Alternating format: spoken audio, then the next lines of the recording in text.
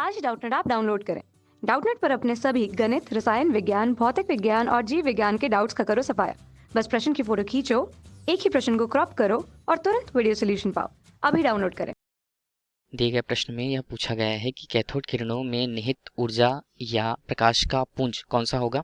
दिए गए विकल्पों में से हमें इसका चयन करना है, जिसके अनुसार पहली स्थिति पर जहां विकल्प ए दिया हुआ है, तेज धनाविष्ट कणों की धारा क्या कैथोड किरणों में निहित होती है, या तीव्र इलेक्ट्रॉनों की धारा तीसरे विकल्प के रूप में प्रकाश पुंज, तथा चौथे विकल्प के रूप में क्या तीव्र प्रोटॉनों की धारा कैथोड किरणों में निहित होती है।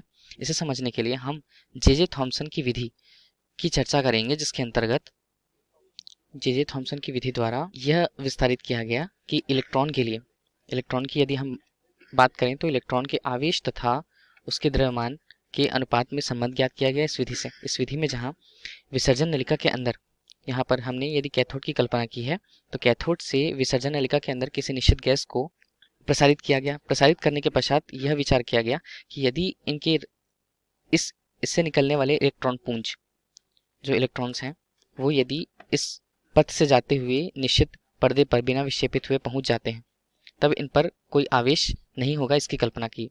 यदि उन्होंने ऊपर के क्षेत्र पर विद्युत क्षेत्र लगा दिया तथा नीचे की ओर चुंबकीय क्षेत्र लगा दिया, तब उन्होंने देखा कि कैथोड से गैस विस्तारित करने के पश्चात जो इलेक्ट्रॉन पुंज थे वो विद्युत क्षेत्र की तरफ आकर्षित होते थे, विक्षेप हुए, जबकि विद्युत क्षेत्र बंद करने के पश्चात उनका आकर्षण चुंबकीय क्षेत्र पर रहा।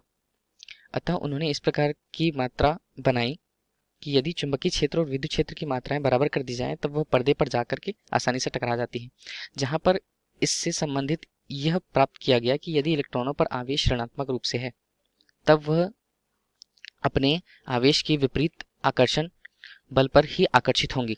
इसके अनुसार यह बताया गया कि इलेक्ट्रॉन पुंज से निकलने वाली कैथोड किरणें, चूंकि कैथोड से विस्तारित थी, कैथोड किरणें प्रमुख रूप से विद्युत क्षेत्र में आने के पश्चात विक्षेप होती थी तथा चुंबकीय क्षेत्र पर वो आकर्षित होती थी। विक्षेप दोनों स्थितियों पर होता था। इस परिस्थिति के आधार पर यह बताया गया कि यदि विद्युत क्षेत्र और चुंबकीय क्षेत्र की मात्रा समान कर दी जाए, तब वह बिना विक्षेपित हुए पर्दे से टकराती है। इस स्थिति पर इसके अनुसार हम कह सकते हैं कि यदि कैथोड किरणों पर तीव्र इलेक्ट्रॉनों की मात्रा निहित होगी, तभी वह विद्युत क्षेत्र की तरफ के धन आवेश की तरफ आकर्षित होंगे तथा एनोड की तरफ आकर्षित होंगे। इसलिए हमारे इस प्रश्न के मुताबिक विकल्प बी सही उत्तर होगा। धन्यवाद। कक्षा 6 से 12वीं से लेकर नीट, IIT, JEE वो एडवांस के लेवल तक 1 करोड़ से ज्यादा छात्रों का भरोसा। आज ही डाउनलोड करें डाउटनेट ऐप या व्हाट्सएप करें अपने सारे डाउट्स 8400 400 400 पर।